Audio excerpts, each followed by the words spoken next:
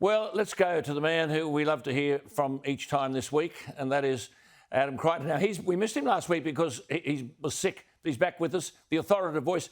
Adam, thank you for your time. Look, I don't want to spend too much time on this, but you have written about, on coronavirus, about the Neanderthals in America, and we've got plenty of them here, in response to coronavirus, and against those who've torn up restrictions, overruled cities that tried to shut businesses down, and in your words, promised never to have a lockdown again. Where does the balance lie currently in America?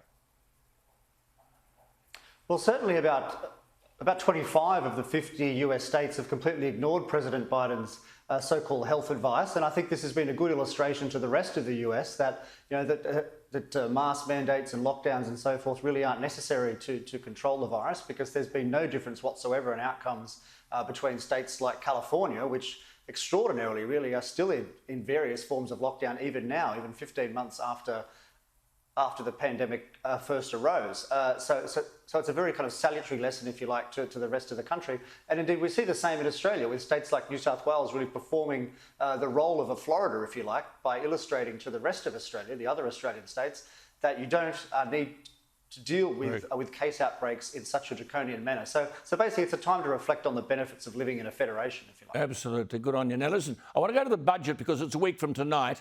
And the doctrine, of course, practiced by Conservative governments since Federation has been ripped up. We're heading towards $1 trillion of debt. And the Treasurer says there'll be no return to austerity until the unemployment rate has a 4 in front of it. I want to amplify that point, but what firstly are your thoughts on that premise?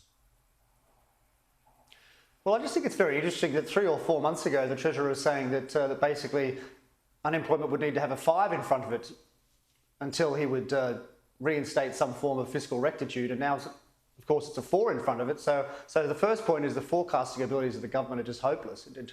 Treasury are just hopeless.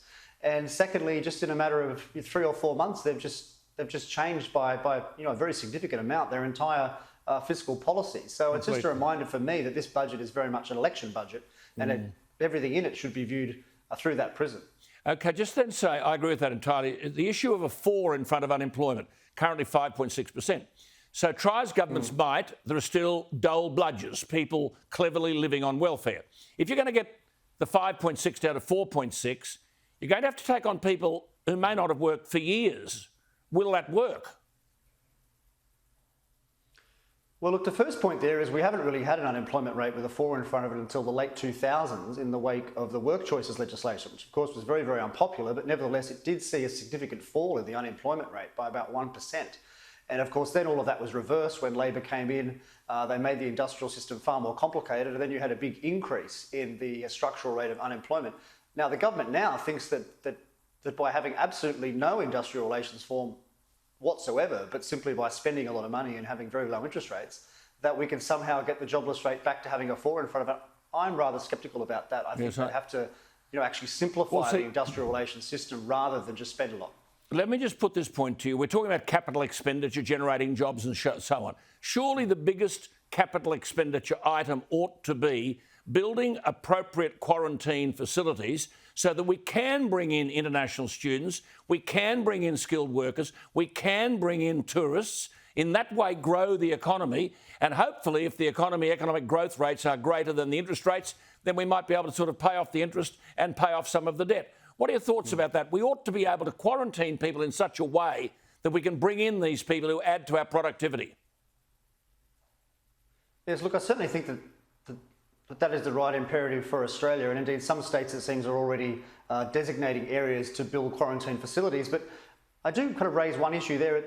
By the time these quarantine facilities are finished, which will probably be 1 to 2 years away, given how slow everything is, in the public sector, the rest of the world will have moved on. Yes. And there's Australia quarantining everyone. I mean, it's going to be rather amusing, but certainly for the economy, yes, that is, certainly we do need to bring in foreign workers. Good to talk to you. Good to talk to you. You should be over here. You shouldn't be over there. You should be over here advising government. But it's great to talk to you. Keep well. Nice to see you back on deck. Nice to see you back on deck. There he is, Adam Creighton.